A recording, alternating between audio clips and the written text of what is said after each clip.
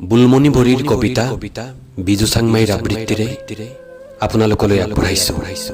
সিদ্ধাৰ্থ মই জুবিনে কৈছোঁ।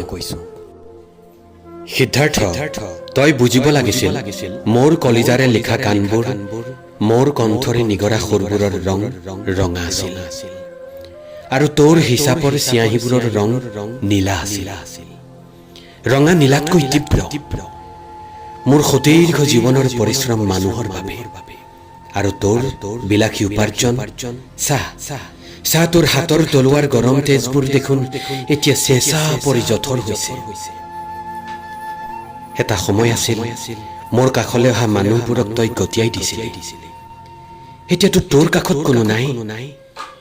দিনতে চাগে ৰাতিৰ দৰে আন্ধাৰ দেখিছ ন? ভয়ংকৰ শূন্যতাত ডুবি নিজৰ হাতকৰিৰ ৰচি নিজে ধৰি নিসংগভাৱে খোজকাঢ়িছ।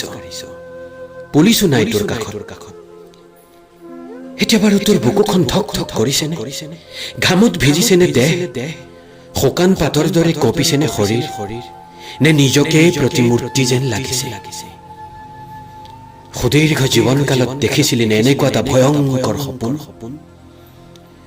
মোৰ চকুৰ পতা খোল খাই থাকে জাতিটোৰ বাবে, আৰু তই আকাশ আৰু মাটিলৈ নোচোৱাকৈ সোণৰ ফ্ৰেমেৰে নিজক বান্ধি ড্ৰয়িং ৰুমত বহিব খোজ।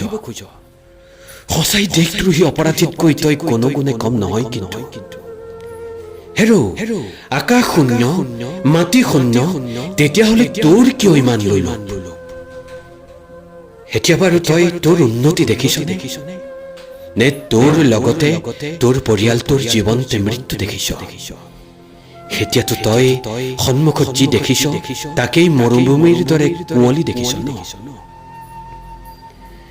মই যে তোক মোৰ প্ৰাণ বুলি ভাবিছিলো, আৰু তই মোক প্ৰাণী বুলি ভাবিছিলি ন? এতিয়া তোক কি পানীয়ে প্ৰাণ দিব ক? ধন্যবাদ।